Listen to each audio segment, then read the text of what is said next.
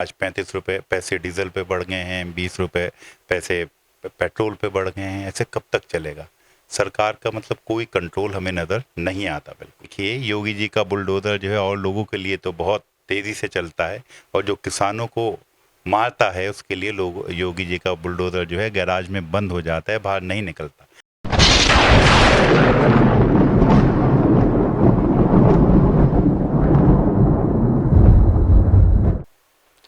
नमस्कार, परिचय है दीपांशु यादव और आप देख रहे हैं द रिपोर्टर्स अड्डा। उत्तर प्रदेश के जो चुनावी माहौल है वो शुरू हो चुका है। जगह जगह रैलियां हो रही हैं, महारैलियां हो रही हैं, और जो प्रत्याशी लोग हैं वो जगह जगह इंटरव्यू भी दे रहे हैं। हम भी इसी तरह सहारनपुर जिले से होकर अब इस समय शामली जिले में उपस्थित हैं। शामली जिले में विधानसभा थाना भवन है और यहाँ के आरएलडी राष्ट्रीय लोक दल के जो प्रत्याशी हैं अशरफ अली खान जी, उनसे हम लोग बात करने पहुंच चुके हैं कि वो क्या चाहते हैं, उनके क्षेत्र का विकास कैसा रहा है, अगर वो सत्ता में आते हैं तो उनका उनका जो विकास का मुद्दा होगा कैसा होगा, और भी जो सवाल होंगे वो हम पूछते हैं। नमस्कार सर। नमस्कार नमस्कार। 4.5 साल पहला सवाल हमारी ये सर, 4.5 साल में कुछ बदलाव देखने को मिला या नहीं? आप लोग देख रहे हैं बदलाव, तो मैं समझता हूँ ये देखने के लिए मिला है कि जो हमारे युवा रोज़गारों पे थे, नौकरियों पे अपने खड़े हुए थे, चाहे उनके छोटे छोटे पैकेज थे मगर वो अपनी नौकरियों पे थे। कोरोना काल में और इस सरकार की ऐसी नीतियाँ रही हैं जिससे कि हमारे युवा बेरोज़गार हुआ है।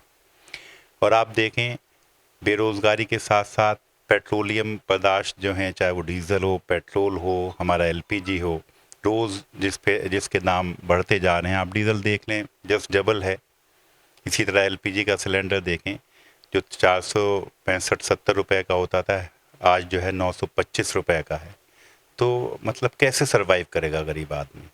मतलब आप ये देखिए, रोज़ आप शाम को देखते हैं कि आज 35 रुपये पैसे डीजल पे बढ़ गए हैं, 20 रुपये पैसे पेट्रोल पे बढ़ गए हैं। ऐसे कब तक चलेगा?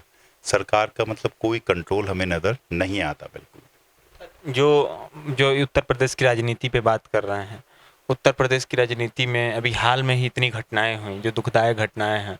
अभी किसानों के ऊपर जो हादसा हुआ, इससे उत्तर प्रदेश सरकार जो है क्या काम करी, क्या लगता है कि उस पर कोई कार्रवाई अभी तक क्यों नहीं हुई? आप देख रहे हैं, जो गृह राज्य मंत्री हैं केंद्र के, उनके बेटे ने, उनके समर्थकों ने जिस तरह से किसानों को अपनी गाड़ियों के नीचे रौंदा है। हम खुद गए थे, हमने वहाँ पे जाकर हम मौके के मतलब अगले रोज़ हम घटना के गए थे। हमारे नेता माने जयंत चौधरी जी बेचारे जंगलों के रास्ते होते हुए न जाने किस तरीके से वहाँ पहुँचे। जो लोग उसमें शहीद हुए हैं किसान हमारे, उनके घर वो लोग गए। हम भी मतलब देख के आए हैं कि किस तरह से मतलब वहाँ पे नंगा नाच लोकतंत्र का हुआ है, किस तरीके की ज़्यादतियाँ हुई हैं। आप ये देखिए, योगी जी का बुलडोज़र जो है और लोगों के लिए तो बहुत तेज़ी से चलता है, और जो किसानों को मारता है उसके लिए लोग योगी जी का बुलडोज़र जो है गैराज में बंद हो जाता है, बाहर नहीं निकलता। अब किसान यही तो मांग कर रहे हैं कि आप उन्हें, वो तो चलें अरेस्ट हो गए, वो भी कई दिन के बाद वहीं अपने घर पे रहे। पुलिस जो है जाके नोटिस चस्पा करती है, और लोगों के साथ क्या होता है जब खुला इतना बड़ा अत्याचार हुआ हो, फिर नोटिस चस्पा किए जा रहे हो। आप खुद समझ सकते हैं, आज तक वो केंद्र में मंत्री बने हुए हैं। हमारी समझ में नहीं आता भाजपा चाह क्या रही। अभी मुद्दों पे बात करते हैं थोड़ा सा। अभी जो पार्टियां उभर के आ रही हैं, कई पार्टियां जो हैं, जैसे आम आदमी पार्टी हो गई, अब ऐसी भी इस समय चुनाव लड़ने वाले हैं। लगता है कि इस समय उत्तर प्रदेश की जो जनता है, इससे कुछ फर्क पड़ेगा उत्तर प्रदेश की जो राजनीतिक गणित है?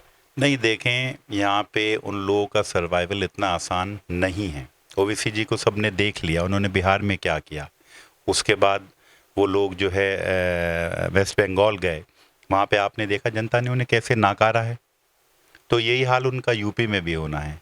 और रही बात आम आदमी पार्टी की, आम आदमी पार्टी ठीक है, दिल्ली में वो लोग सरकार चला रहे हैं, मगर उत्तर प्रदेश की जो पॉलिटिक्स है वो अलग मतलब उसकी है।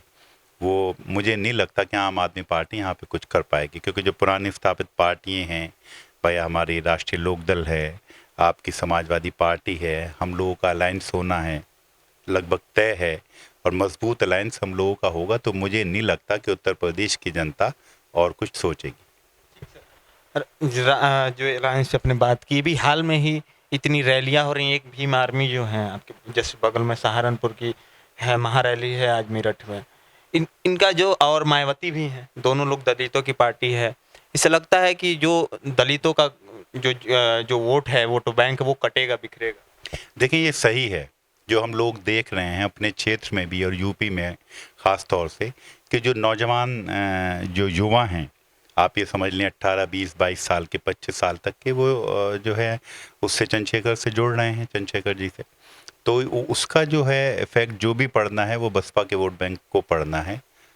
और हमें तो ये लगता है जो हम क्षेत्र में घूमते हैं, क्योंकि जो हमारे दलित समाज के लोग हैं आज वो हमारे साथ भी बहुत अच्छी तरीके से बड़े मजबूती से जुड़ रहे हैं, क्योंकि वो चाहते हैं कि यूपी से बीजेपी यूपी में नहीं आनी चाहिए, यूपी से इसका सफाया होना चाहिए। तो वो ये भी देख रहे हैं कि कहाँ कौन कैंडिडेट मतलब फाइट में है, भाजपा के कैंडिडेट को जो हरा रहा है, तो वो वहाँ उसके साथ जुड़ रहे हैं। हमारे साथ बहुत हमारे दलित भाई हमारे साथ फिरते हैं, हमारे नेता, हमारे राष्ट्रीय अध्यक्ष जयंत चौधरी जी की मीटिंगों में आते हैं, उन्हें समर्थन करते हैं। तो मुझे तो लगता है कि हमें भी अच्छा वोट जो है दलित समाज से इस बार आरएलडी को जो है मिलेगा। ठीक सर, आरएलडी 2022 के जो चुनाव है उसमें मुद्दा क्या होगा कि जनता आरएलडी को और आकर्षित हो? देखिए हमारी जो पार्टी है वो किसानों की, मजदूरों की, जो गरीब लड़के हैं, जो गरीब हमारे नौजवान हैं, उनके बारे में मतलब सोचती है।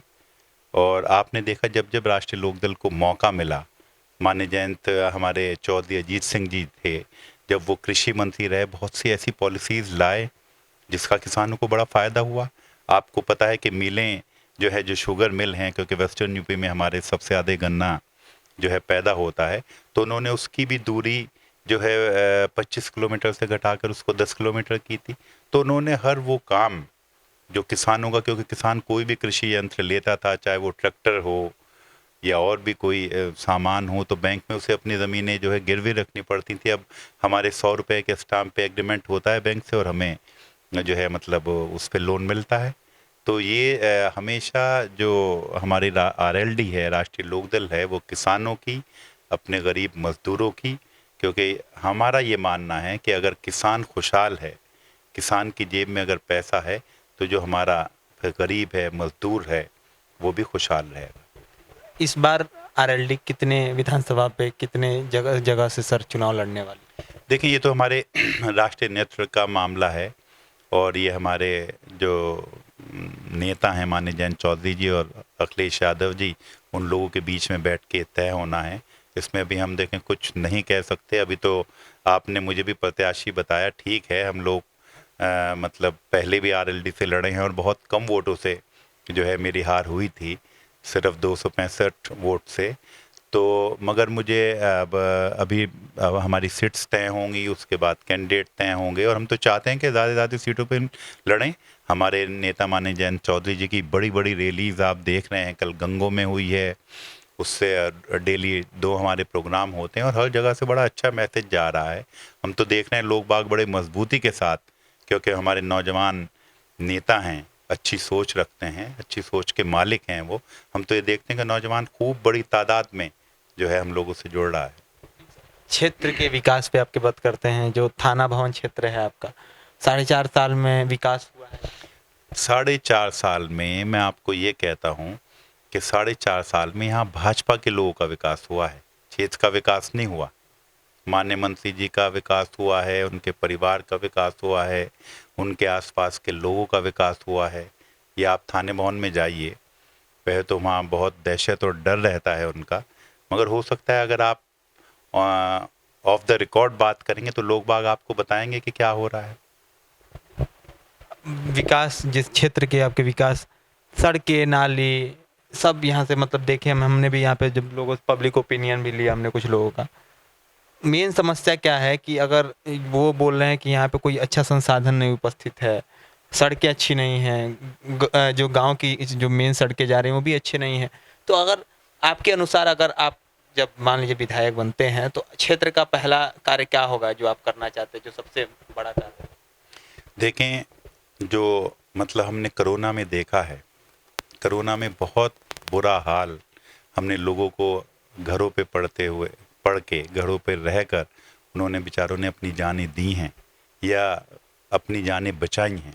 मतलब मैं समझता हूँ कि सबसे पहला तो हमारा जो मतलब वो होना चाहिए, हमारे यहाँ के अस्पताल मजबूत होने चाहिए, सक्षम होने चाहिए, जिससे कि हमारे जो मतलब लोग हैं जो बेचारे बीमार हैं या किसी ऐसी बीमारी से पीड़ित हैं, गरीब लोग हैं, उनको सही तरीके से इलाज मिल सके हैं।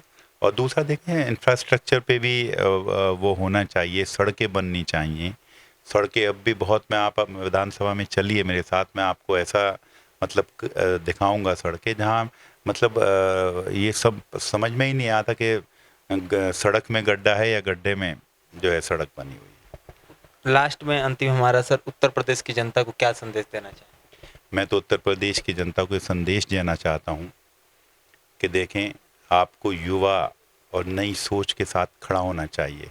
हमारे जयंत चौधरी जी जो है युवा हैं, हमारा जिनसे गठबंधन हो रहा है समाजवादी पार्टी से, यो भी युवा नेतृत्व है।